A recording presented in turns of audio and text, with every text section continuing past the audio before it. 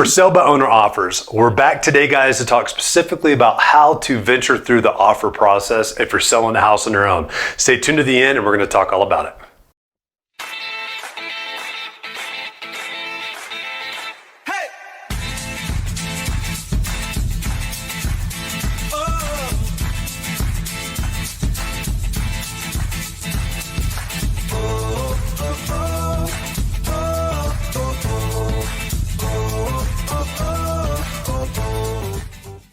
Hey guys, I'm James Dean, team leader of the James D. Mountain Homes team. Thank you so much for watching these videos. Just really quick before we get into the meat of this video, I just wanted to make sure if you haven't done so already, hit that subscription button down below, hit that notification bell. That keeps you updated on all the new videos that we have coming out weekly.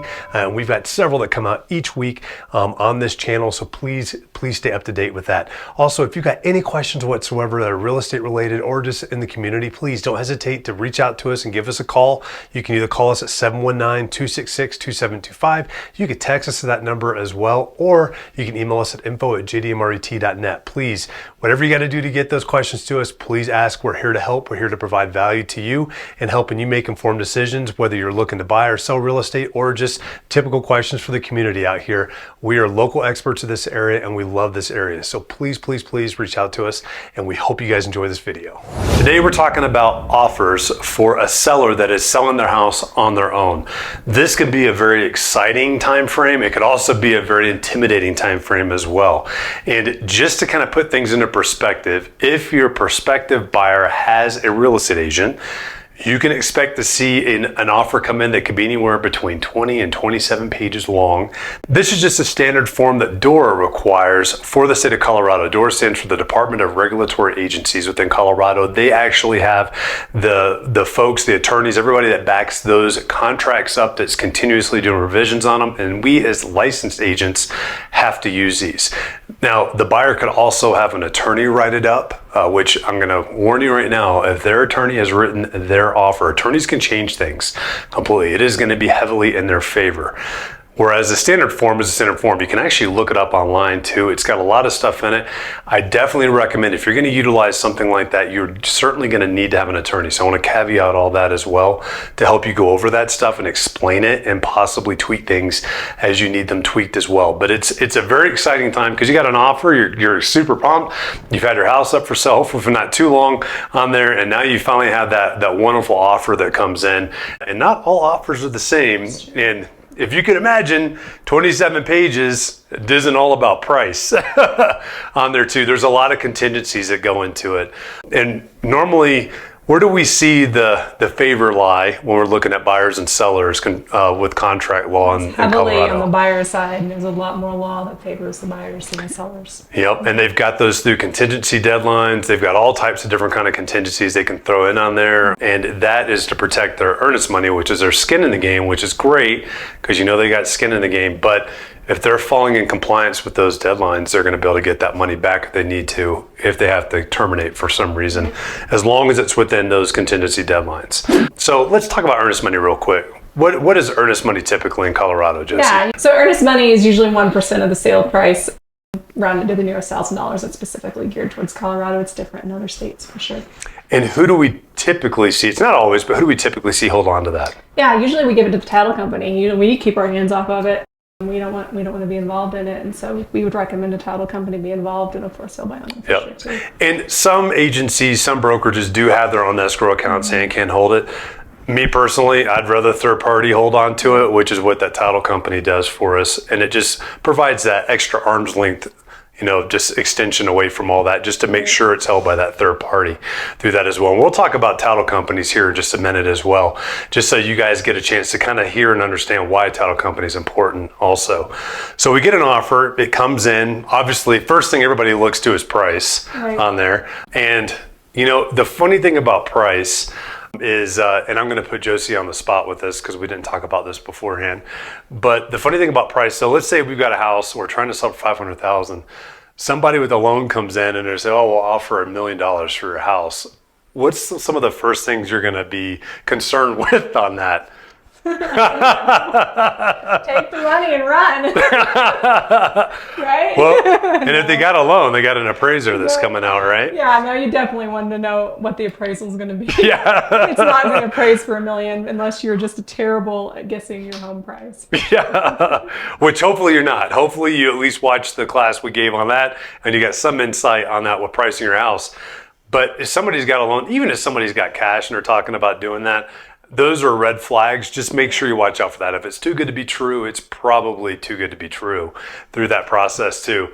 We had a time frame where we had so many offers that were coming in, and I would always have these conversations with sellers. You know, it doesn't matter, like if your house is worth $500,000, somebody could come in and try to bid it up to $1 million. Well, show us the gap, show us you got the cash in that. If you don't have the cash on it, you're just blowing smoke. Like that doesn't mean anything to me at all at that point.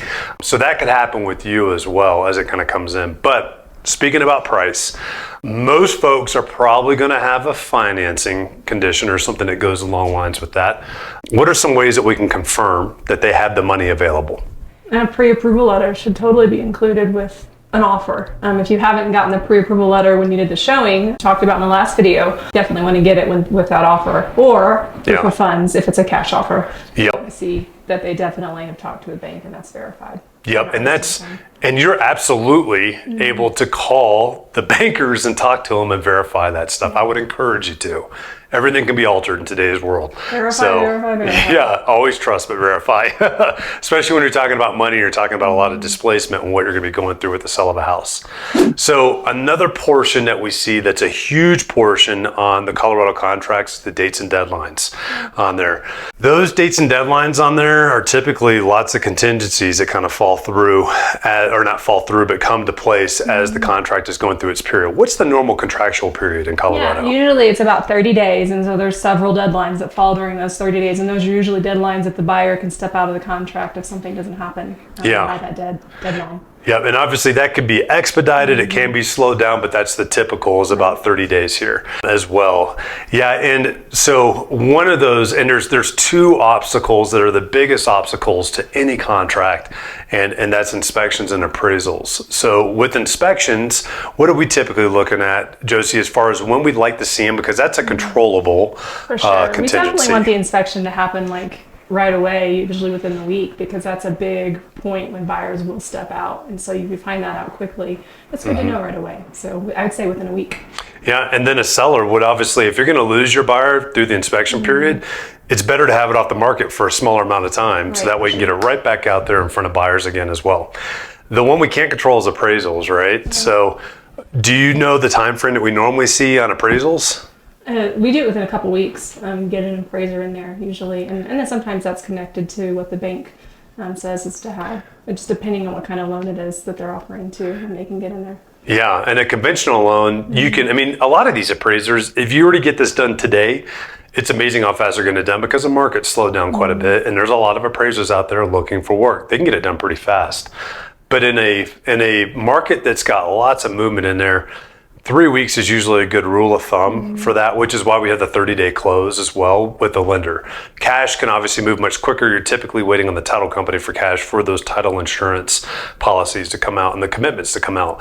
With the appraisals, or with loan types, really there's three main types of loans that we see here. There's other types, but three main types. We've got conventional, FHA, and VA. What's the difference with the FHA and VA appraisals? Okay, so FHA and VA loans, they are different in the fact that they're going to have their own appraisers come in, and so we can't put a specific date on those, and they could potentially flag things that are wrong with the home that the seller has to fix before it can be sold.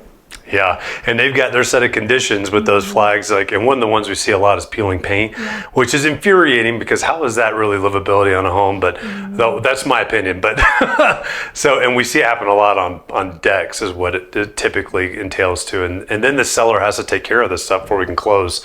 So it's just a little bit more headache. Doesn't mean you shouldn't accept them. I'm just telling you, there could be some things to watch out for, and that's what an agent can kind of help provide that ability to avoid in this case, if you don't have agents involved at all, talk to the lender and let them know what your concerns are with that VA or FHA, and they'll be able to give you advice with that too. I know it's the lender for the buyer, but if you've got concerns over one of those loans potentially coming in, the lender is going to be taking care of the buyers too, because if the appraiser has to come back out, typically the buyer's paying for that. So they're taking care of their buyers as well by having that conversation up front. It's a good thing to have up front, not a good thing to have as a surprise, and then you're within 1 week of closing, and next thing you know, you're having to paint your house or recarpet it or do something crazy like that, or just have your appliances put in, because they will require appliances for livability too through that process, your kitchen appliances, not your washer and dryer. So the two biggest obstacles of any contract, we've got inspections and we've got appraisals. There's lots of other small things that pop up, like title commitments. You could be required to, in El Paso County, you're required before the property transfers over to pump and inspect your septic, and then get the health certificate from them. That's required. In Teller County, it's not. So that's wouldn't be something that I would be surprised of if you see that written into a contract. Your buyer might not know. Don't be surprised if they get ticked if they find out later on that that's something that they were supposed to do. So just things to kind of watch out for too. But let's talk about title insurance companies really quick. What's a title insurance company do? What's a title company do for us? The title company does a few things. First of all, they're a third party. We talked about holding the escrow, the money coming in. They're an escrow for us. And so they work through the transaction and take care of some of the details that are really important to make sure it's a legal transaction. They also make sure the title is solid, and that's a huge part of, you want to make sure that the buyer is getting and the buyer wants to make sure too that they're getting a solid title, and that no one's going to make a claim on that property later saying it belongs to them. So hugely important. Yeah, those are big points. I can't stress these enough. Guys, I've seen, so I've helped sellers out that purchased from for sale by owners in the past. And the way that they sold their property was just through a quick claim deed. There was no title search. There was nothing checking to see if there were liens on it. And lo and behold, when we did a title pull on that property, which we do for all of our sellers, we make sure everything's clean on that. We're doing what's called an O&E on there, so owners and encumbrance. We pulled up and found out that there was a lien on the property from a lender that was potentially paid off and never removed the lien. Fun part was this was over 10 years ago, and that lender was bankrupt and out of business. So it took us about 4 months to try to get that cleaned up, and we got it cleaned up and taken care of, but it took that long to get it to that point. You don't want to have something like that hanging over your head after you sell the property as well. When you sell the property, you want to be clean and free of that. Title companies easily pay for themselves, and it gives that peace of mind to the buyers, which you want to do as well, which can help you in the negotiation process as well. Who typically pays for title insurance? Usually the sellers pay for title insurance. It's really their responsibility to make sure that that title comes out free and clear, and that they don't have any, liens against the property. And that's the norm. It is negotiable. Everything's always negotiable. Sure. But that's the norm. But yeah, it's because they're already living in it. So technically, if they're selling something, they need to be able to back up the fact that it is free and clear on there as well. Some other things that title companies do is they'll conduct the closing as well. Super helpful. So and I'm going to tell you right now, most lenders are going to require it, especially if they're putting $300,000 of their money down for their client to purchase. They're going to require a title company to handle that as well, because they're not just going to give it. They're not going to give it to Joe Smo, out there just like, here's $300,000. Hope you switch the title over. I know I would never do that too. Crazy. Yeah. So in Colorado, we're considered a fund at the table state as well with the title companies. Not all states are like this, but we are here. What does that mean? Fund at the table means that once both parties have signed all the documents and the funds, all of the funds for the purchase are at the title company, the property then officially transfers ownership. If both parties have signed but funds aren't there, ownership is not transferred yet. So the lenders and the wiring has to happen that day on there as well, which affects prorations and everything else that we look at for taxes. But fund at the table here means it's everything happens that day and then it transfers over. If it doesn't happen that day, we need an amend or something that's going to change that so it for the actual that closing day, date. All the exchange takes place in one day, basically, is what that means. And if it doesn't, then we're amending and extending the contract. Yep, and a great example is like, say buyers and sellers come in at 8 o'clock in the morning to sign. They both sign.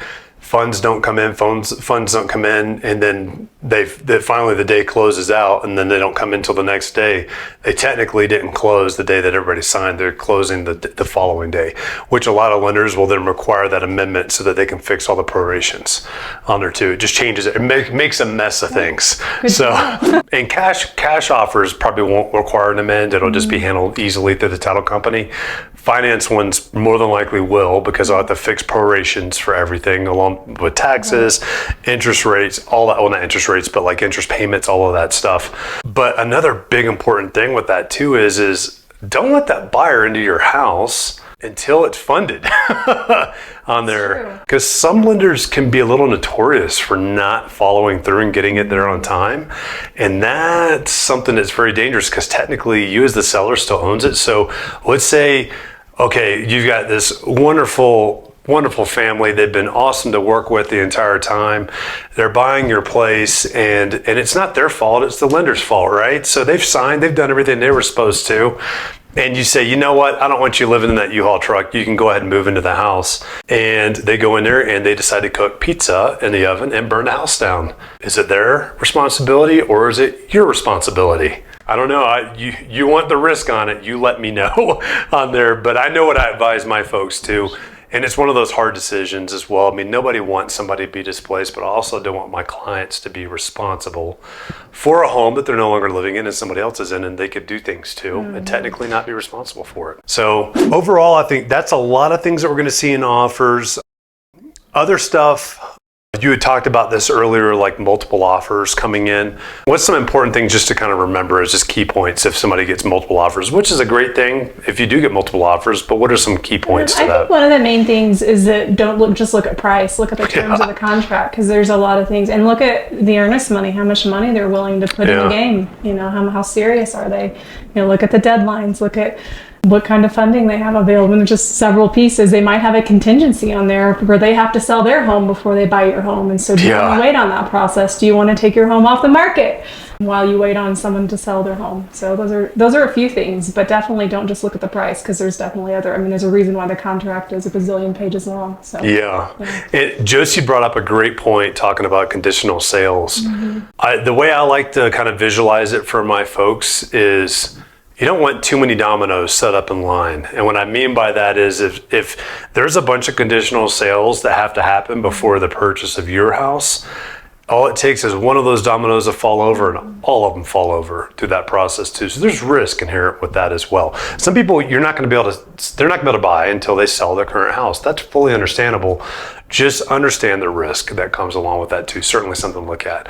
But I think this has been a great informative video just talking about offers. So I hope you guys enjoyed that. We're going to continue this series. We're going to take you all the way through closing on the for sale by owner side. But I really hope you guys enjoyed this, and stay tuned for the rest of the videos in this series. Guys, I really hope that you enjoyed that video. And once again, before you sign off, make sure you hit that subscription button, that notification bell down below.